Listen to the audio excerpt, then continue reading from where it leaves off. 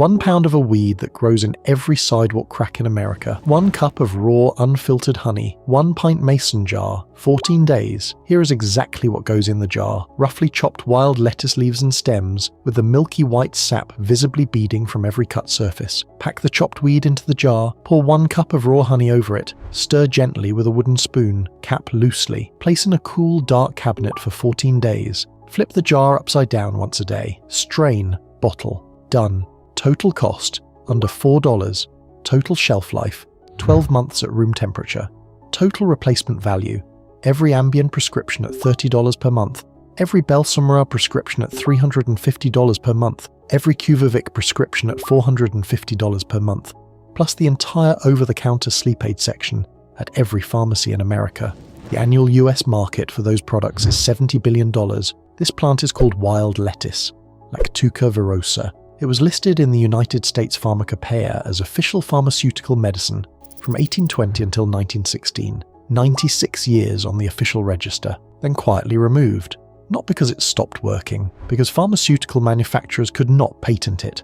It has 0 documented addiction, 0 respiratory depression, 0 lethal overdose anywhere in the medical literature ever.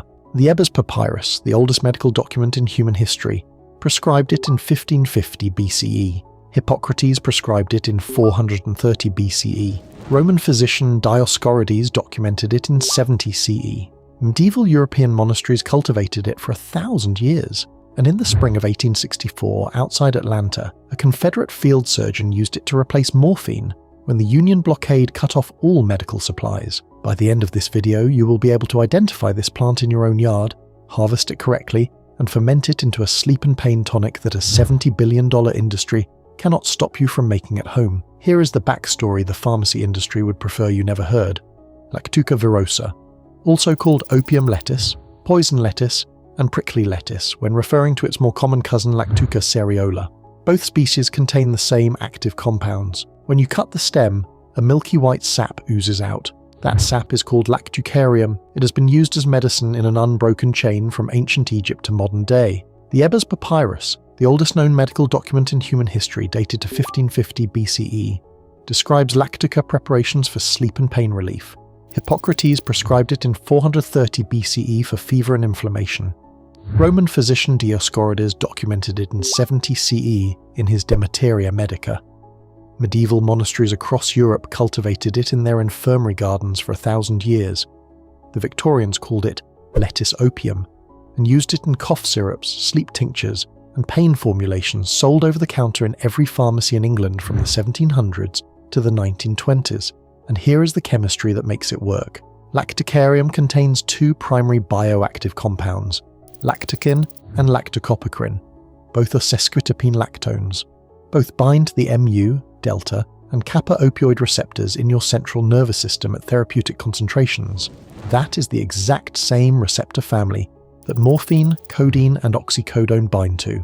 A 2006 study published in the Journal of Ethnopharmacology tested lactucin and lactucopicrin against these receptors in laboratory conditions. Both compounds demonstrated measurable analgesic activity at doses equivalent to 1/2 the potency of ibuprofen and 1,000th the potency of morphine. That sounds weak. It is not, because wild lettuce has no documented addictive potential, no respiratory depression, no tolerance buildup, and no lethal dose. The European Medicines Agency reviewed the safety data on Lactuca virosa in 2013 and found 0 cases of fatal overdose anywhere in the medical literature, ever, in 2.5 millennia of documented use.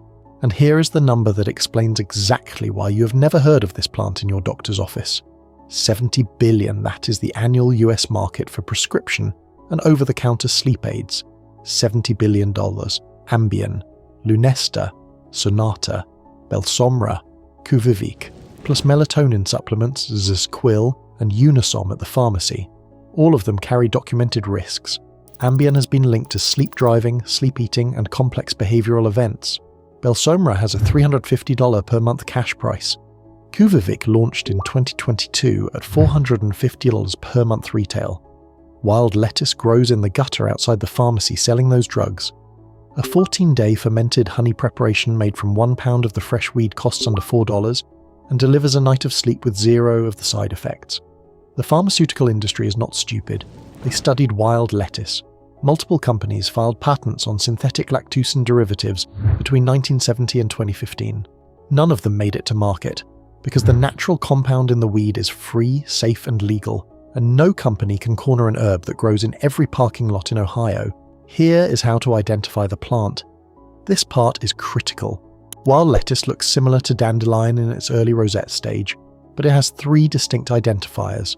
First, when the leaves are mature, they alternate along a tall central stalk instead of growing in a dandelion-style ground rosette.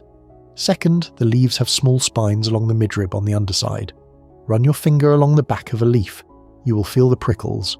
Third, and most importantly, break any stem or leaf. A thick, white, milky sap will immediately bead up from the cut. Real lettuce and romaine produce a trace amount of this sap. Wild lettuce oozes it visibly within 3 seconds. If you do not see the milky sap, it is not wild lettuce. Harvest wild lettuce in the late afternoon of a hot, dry summer day, ideally in July or August in the northern hemisphere. The lactucarium content peaks when the plant is under heat stress and beginning to flower. Harvest the upper leaves and top 6 inches of the flowering stems. Here is exactly how you make the ferment. You need approximately 1 pound of fresh wild lettuce leaves and stems. Chop everything roughly with a clean knife. You will see the milky sap bead up on every cut surface. That is what you want. You need 1 cup of raw, unpasteurized honey, the cloudy kind that crystallizes on the shelf, not the clear filtered stuff from the grocery store. Raw honey contains live microflora that drives the ferment. You need 1 clean pint mason jar. You need a wooden spoon because metal can react with this plant sap. Pack the chopped wild lettuce loosely into the mason jar, leaving 2 inches of headspace at the top. Pour the raw honey over the top until everything is submerged. Stir gently with the wooden spoon to release trapped air pockets. Top up with more honey if needed to keep everything below the liquid line. Cap the jar loosely, not airtight. The ferment produces carbon dioxide as the wild yeasts and lactobacillus bacteria on the plant surface activate. Days 1 through 7. Flip the jar upside down once a day. You will see the honey thin significantly as the plant moisture is drawn out by osmosis. The honey will turn progressively darker, green-brown. By day 4, you will see small bubbles rising. This is active fermentation. Days 8 through 14. The plant matter will sink to the bottom. The honey will be thoroughly infused with lactucin and lactucopicrin. By day 14, the preparation is complete.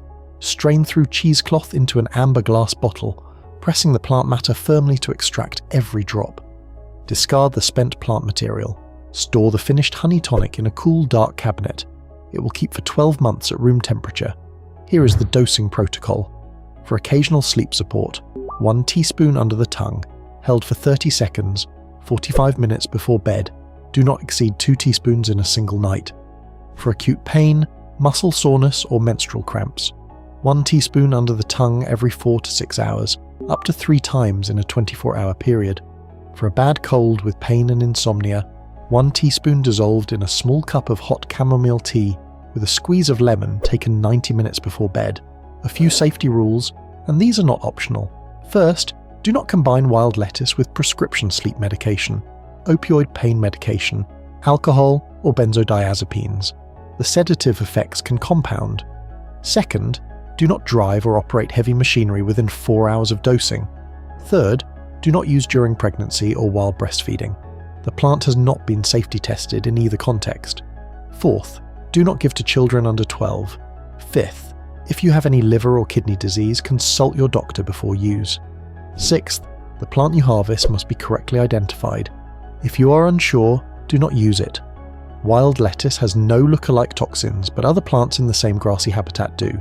Seventh, discard the batch if you see fuzzy mold on top. The Ebers Papyrus documented it in 1550 BCE. Hippocrates prescribed it in 430 BCE. Dioscorides wrote it up in 70 CE. Medieval monastery gardens kept it for 1,000 years. The United States Pharmacopeia listed it as official medicine from 1820 until 1916. Confederate field surgeons saved lives with it in 1864. And it grows in every sidewalk crack in every town in America right now. And almost nobody knows how to use it. 1 weed, 1 cup of honey, 14 days, $4. If you found this useful, Subscribe to this channel and turn on notifications because next week I am going to show you the Russian fermented tonic, a 1,000-year-old Eastern Orthodox chronicle, documented as the staple drink of every Slavic household from 998 AD until Soviet rationing killed the tradition in 1945.